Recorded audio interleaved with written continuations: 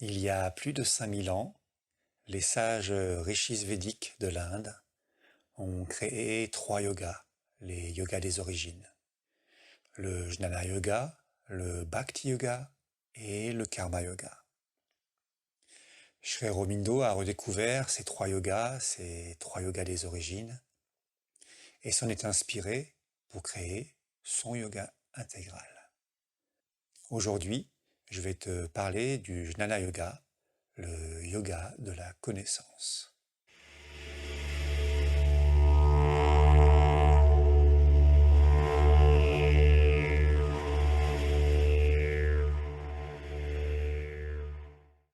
Salut à toi, c'est Emmanuel et je suis heureux de te retrouver sur la chaîne Mère Divine.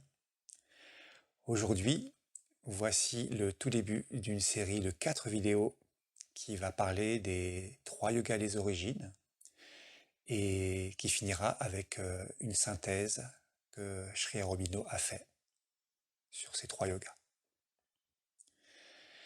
Avant de commencer à proprement parler du premier yoga du jour, le Jnana Yoga, le yoga de la connaissance, il faut revenir un tout petit peu en arrière, et si tu me suis sur cette chaîne, tu as probablement vu les 3 vidéos sur les 3 plans, le mental, le vital, le physique.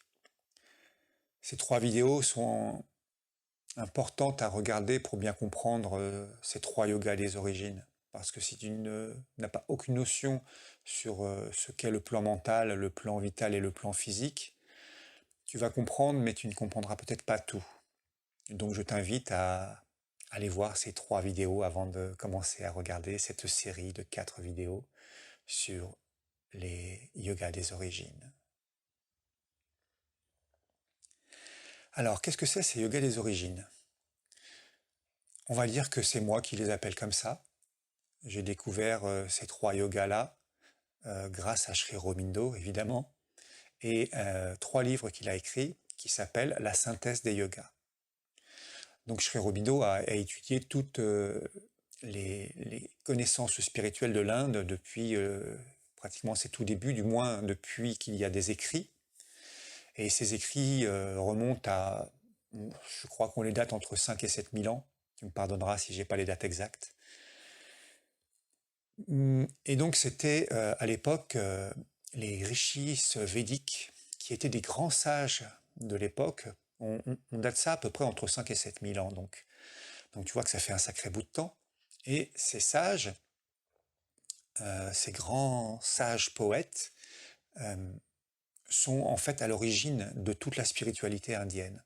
Des plus grands écrits, des textes sacrés les plus importants de l'Inde, mais surtout de la création des yogas. Et à l'origine, les yogas, ce n'étaient pas du tout des postures, ce n'étaient pas du tout des pratiques particulières. Les yogas, à l'origine, se pratiquaient dans la vie quotidienne, au quotidien. Il n'y avait pas de séparation entre la pratique, ou une pratique statique, et la vie.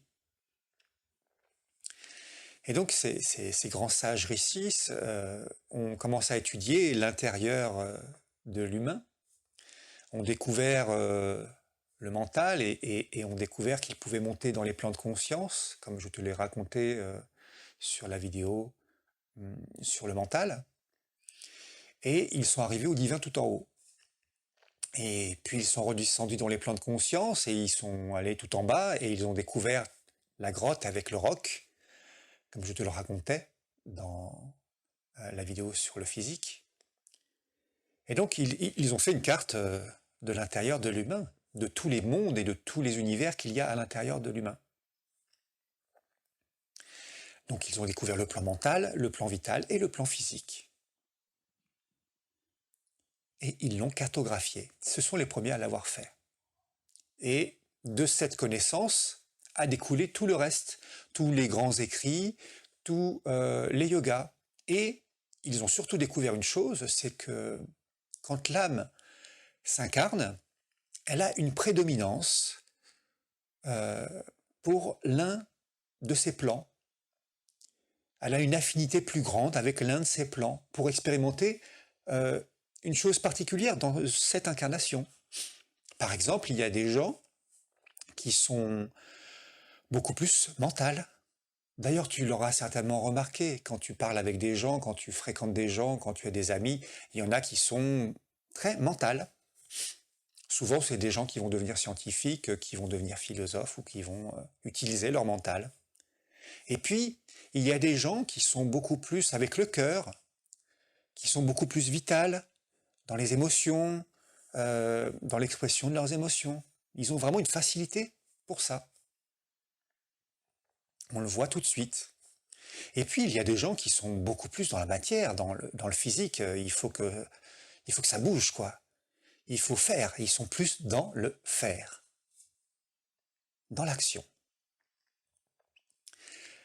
Alors, en découvrant cette connaissance-là des âmes et de leur prédestination dans une incarnation pour l'un de ces trois plans, ils ont inventé 3 yogas. Le Jnana Yoga, qui est le yoga de la connaissance, qui est lié au mental. Le Bhakti Yoga, qui est le yoga de la dévotion, qui est lié au plan vital. Et le Karma Yoga, le yoga de l'action, qui est lié au plan physique. Aujourd'hui, on va s'attarder sur ce premier yoga, le yoga de la connaissance, le Jnana Yoga, lié au plan mental, et voir que par le mental, on peut trouver le divin. Ça peut paraître un peu étrange, mais en fait, c'est tout à fait possible.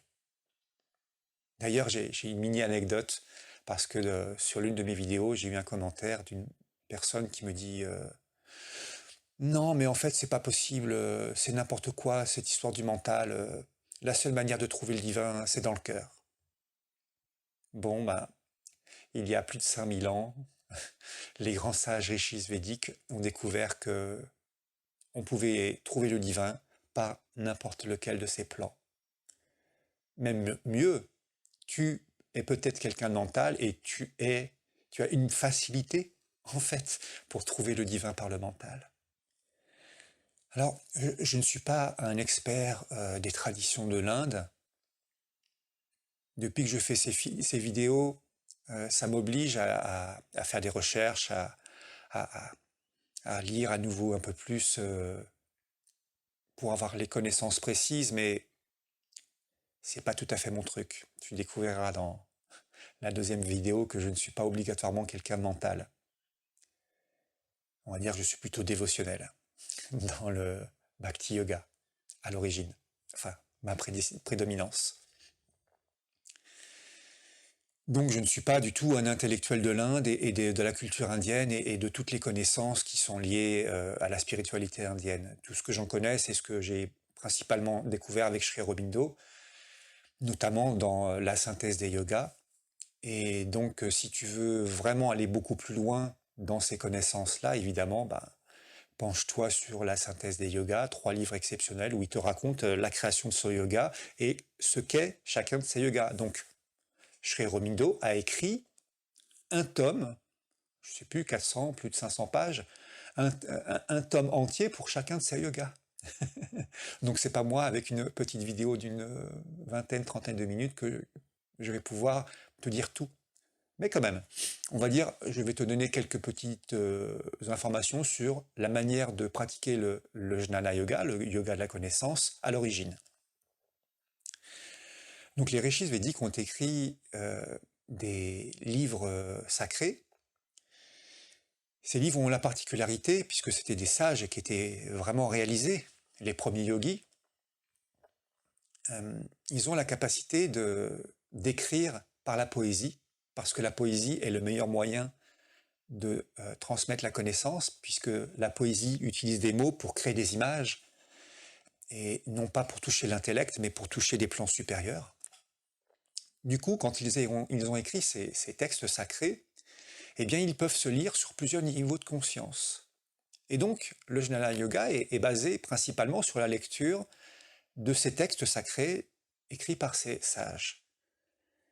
Et à chaque fois qu'on les lit, donc on arrive à un niveau de conscience de départ, on va dire, quand on commence sur le chemin, Et on le lit, et quand on le lit, on y voit plutôt des rituels, des cérémonies. Bon. Et puis on s'élève en conscience progressivement, et on passe du mental ordinaire au mental supérieur, et puis du mental supérieur au mental suivant. On s'élève en conscience. Eh bien, quand on relit ce texte-là, on le voit différemment. Comme si ces sages avaient caché des secrets que l'on ne pouvait découvrir qu'au fur et à mesure que l'on montait en conscience. Et donc plus on va le lire, plus on va avoir des secrets nouveaux qu'on ne pouvait pas connaître et découvrir avant parce qu'on n'avait pas le niveau de conscience suffisant. Et donc on passe sa vie à lire ces livres pour s'élever en conscience progressivement. Et puis, il y a une technique de jnana yoga, de yoga de la connaissance, qui consiste à faire ce qu'ils appellent neti neti. Je ne suis pas cela. Alors qu'est-ce que ça veut dire? En gros, ils se répètent constamment, comme un mantra, qu'ils ne sont pas leurs pensées, qu'ils ne sont pas leurs émotions, qu'ils ne sont pas leurs désirs, qu'ils ne sont pas leurs sensations. Et constamment, ils se répètent ça. Alors pourquoi faire ça? Parce que le but est déjà de ne pas s'assimiler à ces choses, mais aussi et surtout de voir le divin partout. Si je ne suis pas ceci, si je fais neti neti, si je ne suis pas mes pensées, mes émotions, mes désirs et mes sensations, à qui appartient tout ça? Eh bien tout simplement au divin. Alors, progressivement, en lisant les textes sacrés et en faisant neti neti, on s'élève en conscience, on arrive progressivement tout en haut des plans de conscience et on trouve le divin. Donc par la connaissance, par la lecture, par le mantra, on peut atteindre le divin. On peut se réaliser dans le divin par le mental.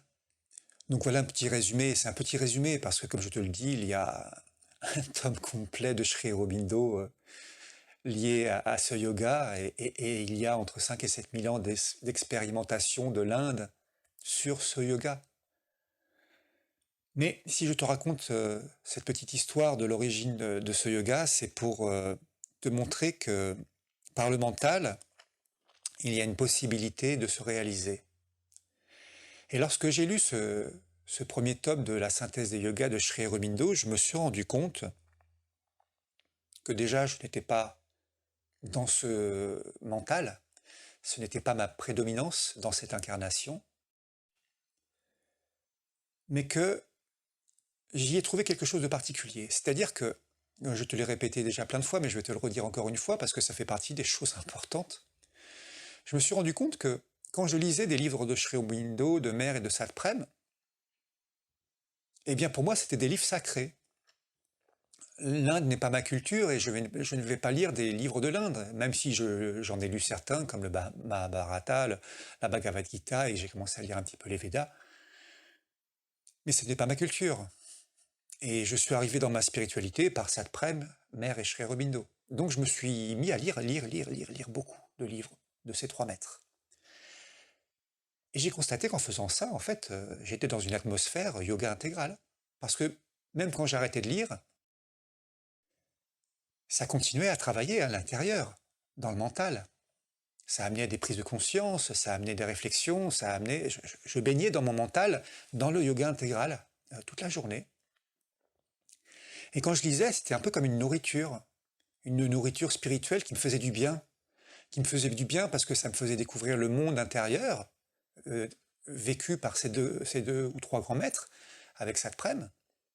Et surtout parce que je baignais dedans avec eux.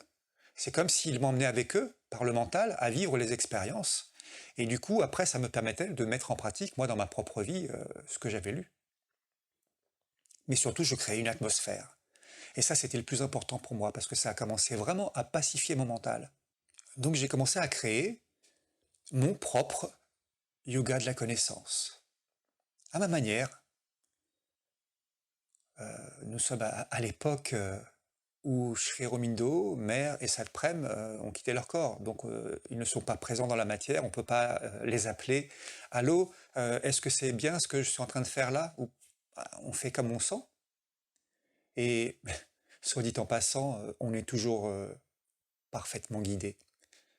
Comme je te l'ai dit dans une autre vidéo, j'ai découvert que la mer m'avait accompagné depuis tout petit, avait tracé mon chemin et je l'avais suivi. Donc on est vraiment, vraiment guidé à la perfection à chaque fois. Donc j'ai créé mon Jnana Yoga. Et pendant longtemps, je n'ai lu pratiquement que du Sri Aurobindo, Mère et Satprem. Et puis, je me suis dit, mais en fait, la connaissance, c'est un point de vue. On peut prendre la connaissance selon plein de points de vue différents. Alors j'ai commencé à lire sur d'autres spiritualités, à aller regarder d'autres points de vue. J'ai lu Gurdjieff, Rudolf Steiner, Ivanov, la Bible, le Coran,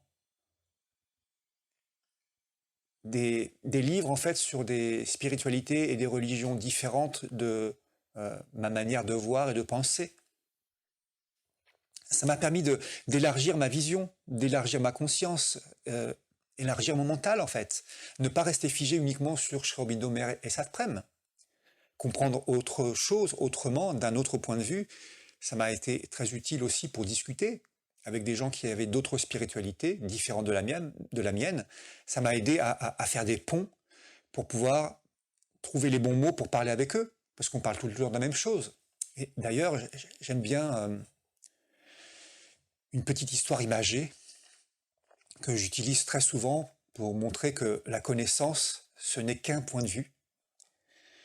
J'utilise la main. Si moi je te décris la main de mon point de vue, je vais te la décrire avec mes mots et le regard que j'en ai. Mais si toi, tu décris ma main, tu vas pas parler de la même chose. Et s'il y a quelqu'un sur ma gauche et quelqu'un sur ma droite qui décrit ma main, il va pas parler de la même chose. Et s'il y a quelqu'un qui est au-dessus ou en dessous, il parlera encore différemment. Et pourtant, on parle toujours de la main. On utilise des mots différents, des points de vue différents, pour parler d'une seule et même chose.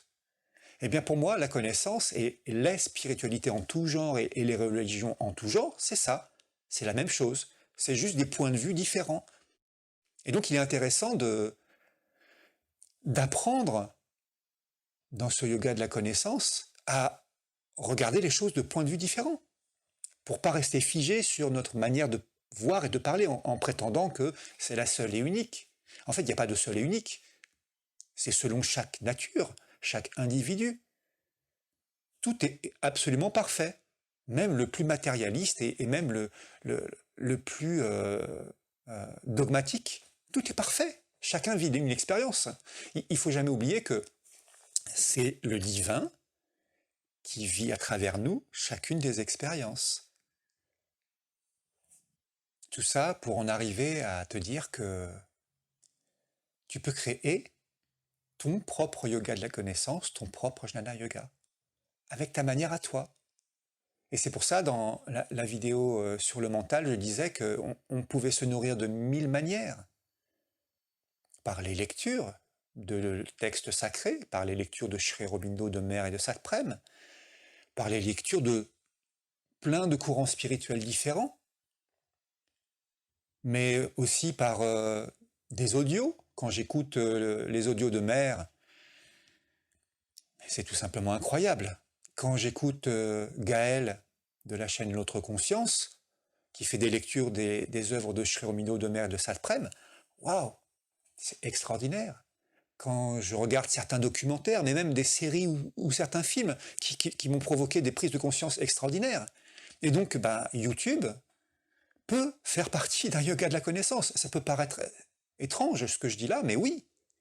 J'ai appris des choses incroyables grâce à YouTube. C'est un outil de connaissance avant d'être un outil pour nous neuifier et pour regarder des vidéos de chats et de gens qui se font peur ou je sais plus comment ils s'appellent, Squeezie ou je ne sais plus trop quoi.